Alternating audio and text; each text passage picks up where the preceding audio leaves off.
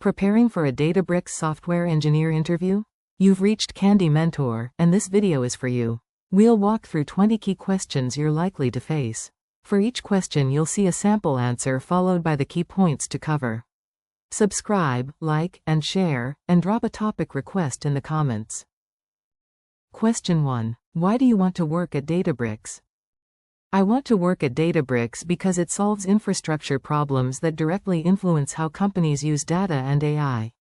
I am especially interested in the combination of open-source technologies, cloud-scale, and developer-focused products such as Apache Spark and Delta Lake. My background in distributed systems would let me contribute technically, while the platform's broad customer impact would keep the work meaningful. I also value environments where engineering rigor and product speed coexist. While answering, connect Databricks data, analytics, and AI mission to your experience, explain why open source and cloud infrastructure matter to you, and identify a specific technical challenge you want to help solve. Question 2. How does Apache Spark execute a job? When an action is called, the Spark driver builds a logical plan from transformations and converts it into a directed acyclic graph.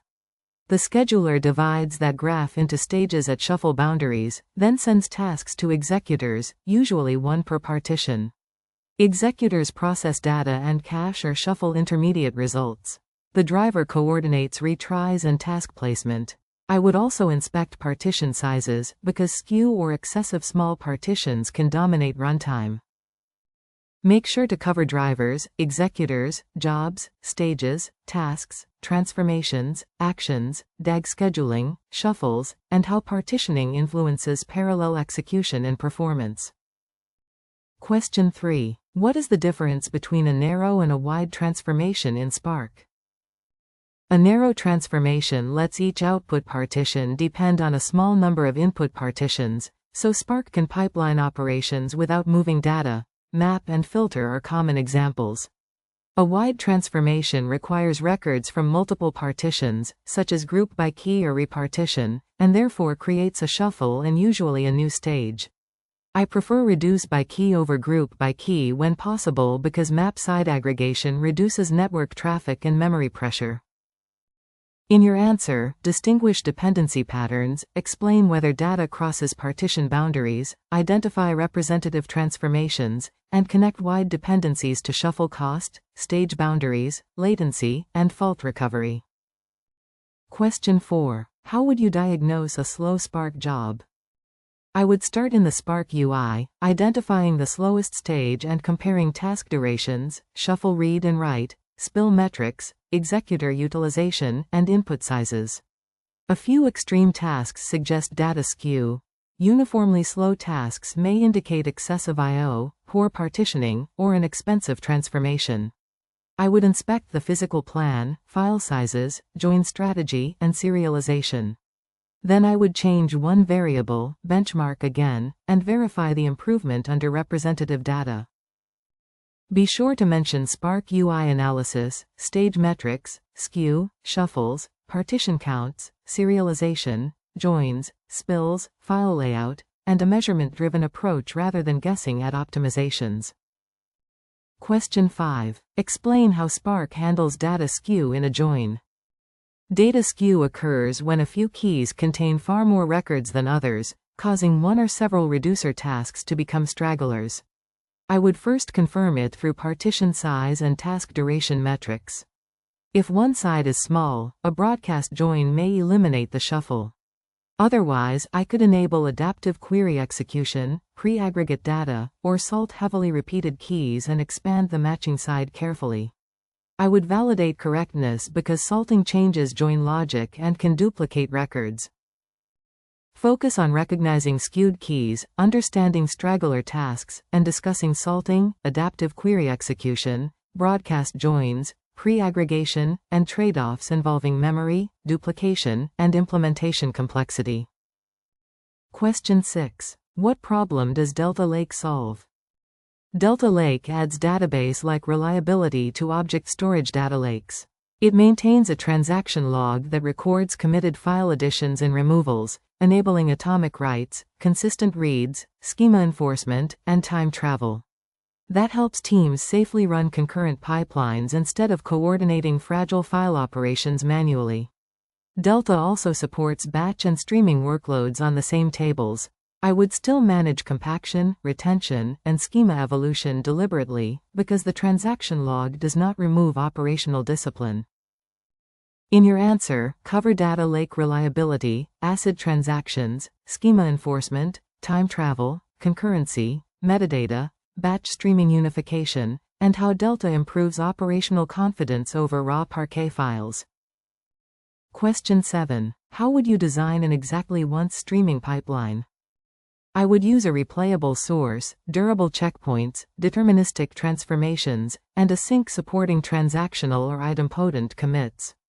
In structured streaming with Delta, checkpoints preserve progress and state, while the transaction log coordinates committed output with batch execution. After failure, the job can replay safely without duplicating committed results. I would define exactly once at the business boundary, because external APIs or non-transactional sinks may still require deduplication keys and reconciliation. Make sure to discuss replayable sources, checkpointing, deterministic processing, transactional sinks, idempotency, failure recovery, watermarking, and the practical distinction between processing guarantees and end-to-end business correctness. Question 8. What is the purpose of watermarking in structured streaming? A watermark tells the engine how long it should wait for late event time data before considering old state eligible for cleanup. For example, a 15-minute watermark on a windowed aggregation allows records arriving within that delay while limiting unbounded state growth. It improves reliability and memory usage, but records later than the threshold may not update finalized results. I would choose the delay from observed lateness and business tolerance, then monitor dropped late data metrics. Discuss event time versus processing time, bounded lateness, state cleanup, windowed aggregations, late records, memory management, and the business trade-off between completeness and finalization speed. Question 9. Compare repartition and coalesce in Spark. Repartition changes the partition count through a full shuffle, so it can increase or decrease partitions and generally produces better balance. I use it before a join or write when a new distribution is necessary. Coalesce usually reduces partitions without a full shuffle, making it cheaper for shrinking output after filtering, but it can create uneven partition sizes. I would not use coalesce to increase parallelism, and I would measure file sizes after either operation. Be sure to explain whether each operation can increase partitions, whether it triggers a shuffle, typical use cases, data balance implications, and how careless partition changes affect downstream performance. Question 10. How would you optimize a large join in Spark SQL?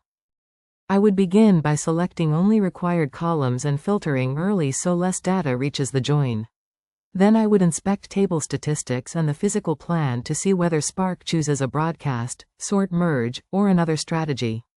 If one side is genuinely small, I might broadcast it, otherwise I would consider partitioning, adaptive query execution, and skew handling. Finally, I would compare runtime, shuffle volume, and executor memory, because a faster plan must remain stable as data grows. Cover statistics, predicate pushdown, column pruning, broadcast thresholds, join ordering, partitioning, adaptive query execution, skew, and validating the physical plan rather than relying on assumptions. Question 11. Design a scalable URL shortener service. I would expose create and redirect endpoints, storing the short code, destination URL, creation time, and optional expiration.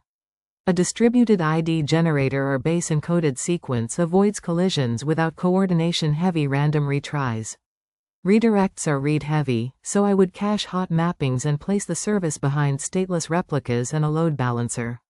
The database would use a unique key on the code, with replication and backups. I would also add rate limits, validation, and abuse detection. In your answer, address API design, identifier generation, storage schema, collision avoidance, read-heavy caching, replication, expiration, availability, abuse controls, and how you would scale each bottleneck. Question 12. How would you design a distributed rate limiter? I would use a token bucket algorithm, where tokens refill at a fixed rate up to a configured capacity and each request consumes one token. For multiple service instances, the bucket state needs atomic updates in a low-latency store such as Redis, often implemented with a server-side script. Keys could represent users, API keys, or IP addresses. I would decide whether fail-open or fail-closed behavior is safer, then monitor false rejections and backend availability. Focus on token bucket or leaky bucket mechanics, distributed state, atomicity, time handling, key scope, burst behavior, failure modes, and the difference between strict enforcement and highly available approximate limits. Question 13. What are the key trade-offs in a distributed storage system? The central trade-off is choosing consistency and availability behavior during network partitions, while also meeting latency and durability goals. Synchronous replication improves durability but can increase write latency and reduce availability. Quorum protocols let systems tune read and write guarantees, but they add coordination and do not automatically solve conflict resolution. I would begin with workload requirements. Financial balances favor stronger consistency, while analytics ingestion may accept eventual consistency for higher throughput and availability. Make sure to discuss consistency, availability, partition tolerance, latency, durability, replication, quorum reads and writes, failure recovery, and how workload requirements determine the appropriate design. Question 14. Explain eventual consistency with a practical example. Eventual consistency means replicas may temporarily return different values after a write, but converge if updates stop propagating. A social media follower count is a reasonable example because a slightly stale display is acceptable. A payment balance is not, unless the system adds stronger coordination. I would design around the inconsistency using version numbers, idempotent updates, retries, and reconciliation jobs. The key is making the user visible behavior explicit rather than treating eventual consistency as an invisible implementation detail. Discuss replicated state, delayed convergence, read after write behavior, conflict resolution, user impact, and safeguards such as versioning, idempotency, reconciliation, or stronger consistency for critical operations. Question 15. How do you ensure thread safety in a concurrent application? I first minimize shared mutable state by using immutable objects, message passing, or ownership boundaries. Where coordination is necessary, I choose the smallest appropriate mechanism, such as atomic operations for counters or a lock for compound invariants. I document lock ordering to avoid deadlocks and ensure visibility through language-supported synchronization primitives. Tests should include stress and race-focused workloads, but I also use code review and static analysis because concurrency bugs may not reproduce consistently. In your answer, distinguish shared mutable state from immutable data, explain locks, atomics, thread-safe collections, race conditions, deadlocks, visibility, and testing strategies for non-deterministic failures. Question 16. What is the difference between an interface and an abstract class? An interface primarily defines a contract that unrelated classes can implement, while an abstract class can provide shared state, behavior, and protected helpers alongside abstract methods. I use an interface when callers need a capability and multiple implementations should remain loosely coupled. I use an abstract class when implementations share a stable algorithm or lifecycle. In modern languages with default interface methods, the boundary is less absolute, so I still prioritize composition and avoid forcing inheritance unnecessarily. Be sure to compare contracts, shared implementation, state, inheritance constraints, composition, language-specific behavior, and how you would select between the two in maintainable production code. Question 17. How would you test a data processing transformation? I would test the transformation with small deterministic fixtures that cover normal records, nulls, duplicates, malformed inputs, empty data, and boundary timestamps. I would assert both values and schema, including types and nullability. For reusable logic, property-based tests can verify invariants such as conservation of counts. I would add integration tests against the actual execution engine and storage format, then run a representative scale benchmark because a correct algorithm can still fail operationally. Cover unit tests, representative fixtures, edge cases, property-based checks, schema validation, deterministic outputs, integration tests, data quality assertions, and performance tests for scale-sensitive behavior. Question 18. Tell me about a time you disagreed with a technical decision. On one project, I disagreed with introducing a new database before measuring the existing system's bottleneck. I shared profiling data showing that inefficient queries, not storage throughput, caused most latency. Rather than arguing abstractly, I proposed a short optimization experiment with clear success metrics. The team accepted that approach, and latency improved enough to postpone the migration. I learned that disagreement is most productive when it is evidence-based, reversible, and focused on shared outcomes. Make sure to describe the context, competing constraints, evidence gathered, how you communicated respectfully, the final decision, and what you learned regardless of whether your proposal won. Question 19. How would you improve the reliability of a production data platform? I would define SLIs for freshness, completeness, latency, and failure rate, then set realistic SLOs with alert thresholds that avoid noise. Pipelines should use idempotent writes, bounded retries, backoff, dead letter handling, and backpressure.